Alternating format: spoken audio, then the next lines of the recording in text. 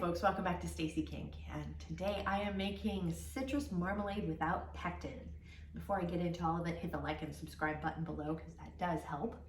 Why am I making it without pectin? Because most of our commercial pectins are made from the peels of citrus fruits after they make orange juice. It's a great use of waste, so we're reusing it.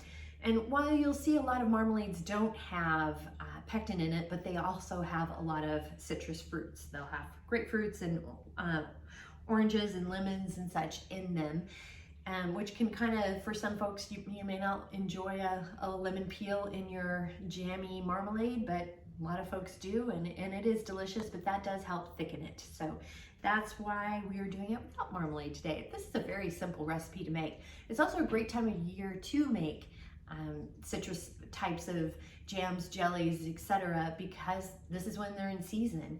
In the first quarter of the year is when your oranges and your lemons and grapefruits start to ripen on the vine. So it's a great time of the year to do this type of preserving for the year. And plus it's so sunny and it's great for spring, and if I don't know, weddings and baby showers and bridal showers, etc. It's just a real fun thing to have on your table, and they're delicious too. So the ingredients that you need is you need 3/4 of a cup of grapefruit peel from an actual grapefruit. Now more on that in a bit.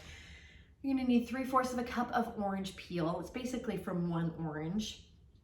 You're gonna need 1/3 of a cup of lemon peel. From one lemon is basically what it measures out to. So I did get an extra orange and I've got an extra lemon just in case those measurements don't measure out like I need them to. You're gonna need excuse me, you'll need a quart of cold water.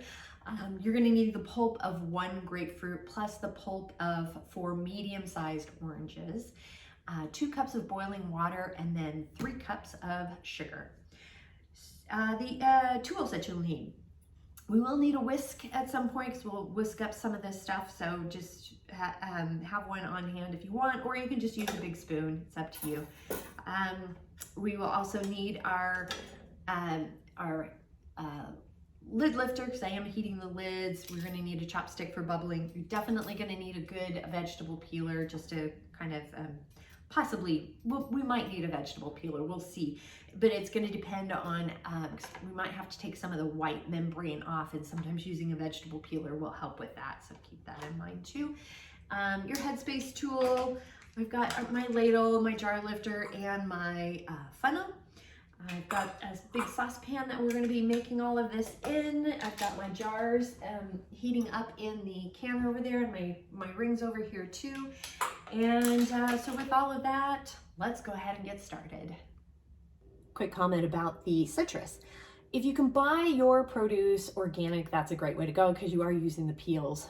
And so you're not having to use all of the pesticides and such that they use on the peels that won't get into your food.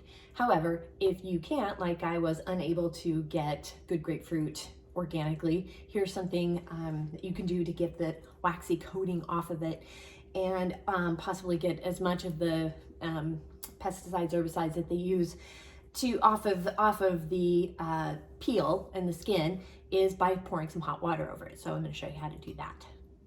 I have a tea kettle of boiling water here, and I'm just pouring it gently over the outside of the grapefruit, just like so.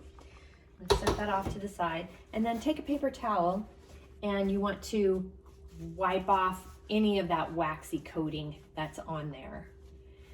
And it does work. It does a good job of getting that off, and you might have to flip it over and do the other side like this as well, which is what I am going to do too.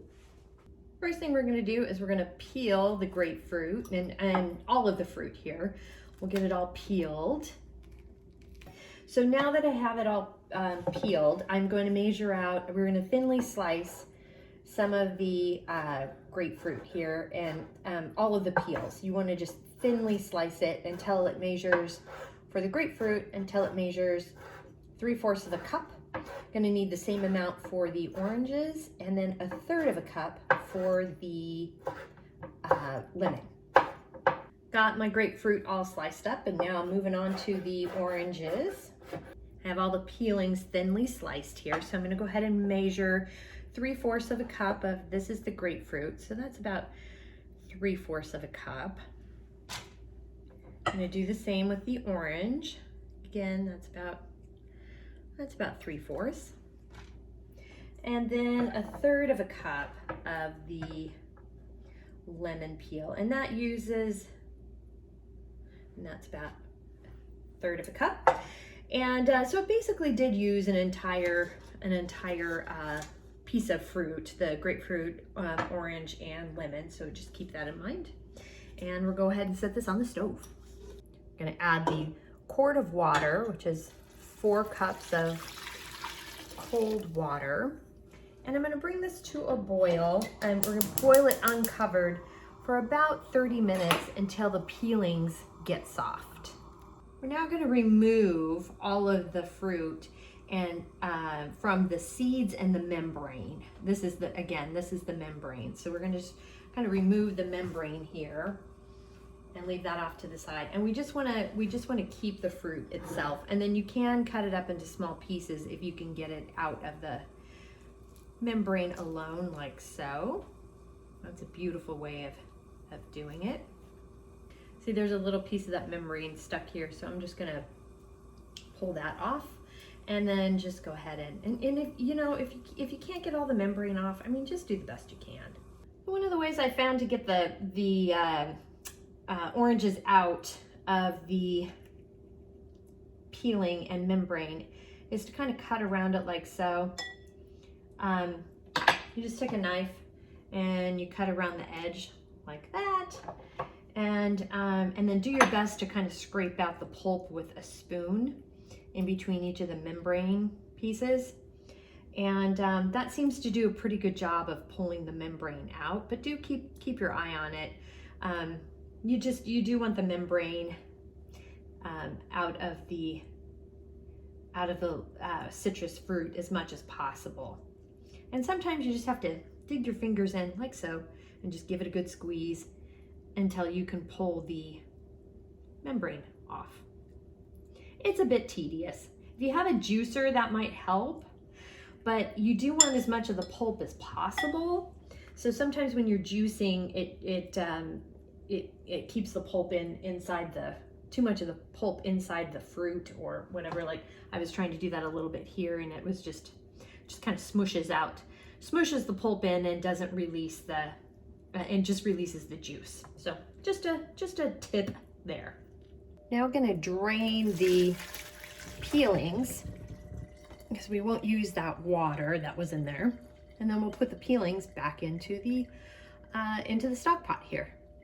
I got the peeled fruit in here that's been drained. I'm adding in the pulp of the juices and such of the pulp of the juices, pulp of the fruit, the 4 oranges and the grapefruit, the 1 grapefruit.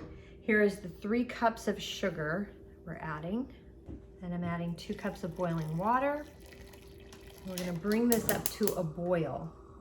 And we're gonna bring this to a boil, and we're gonna boil it to where it is 8 degrees above boiling water, water boils at 220 degrees. So when this thermometer reaches 228 degrees, then we can go ahead and start jarring it up.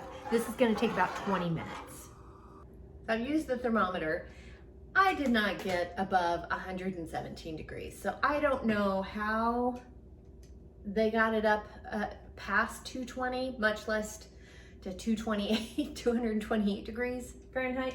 It's beyond me. So I'm just stopping where I'm at because we're gonna boil it into nothing if I don't. So I've got my jars heating here. And we are gonna be filling this to a 1/4 of an inch Headspace. It does smell amazing. Oof.